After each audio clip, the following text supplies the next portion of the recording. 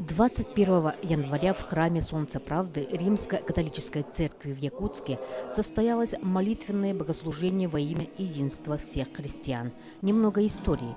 Идея проведения молитвенных мероприятий о единстве христиан возникла в середине XIX века.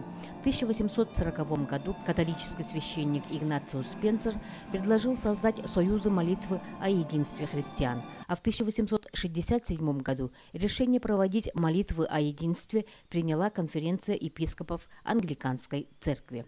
В 1894 году папа Лев XIII рекомендовал проводить новенну в период между Вознесением и Пятидесятницей. Единая неделя молитв впервые была проведена в 1908 году. Сроки с 18 по 25 января были предложены Полом Уотсоном, основателем Общества Искупления.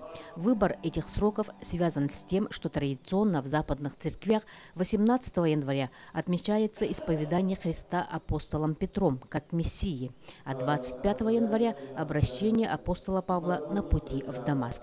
21 января в Якутске молитву о единстве христиан прочитали и пропели баптисты, протестанты и прихожане Римско-католической церкви.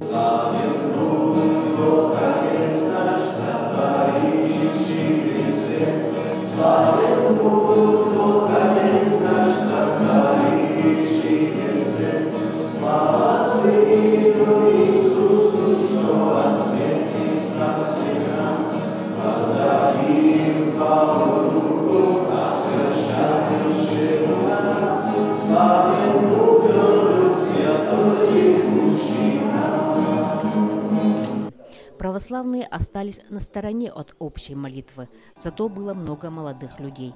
Средства массовой информации тоже предпочли не присутствовать на этом мероприятии, что никак не умаляло важность и торжественность момента. Вы смотрели репортаж Ларисы Бай.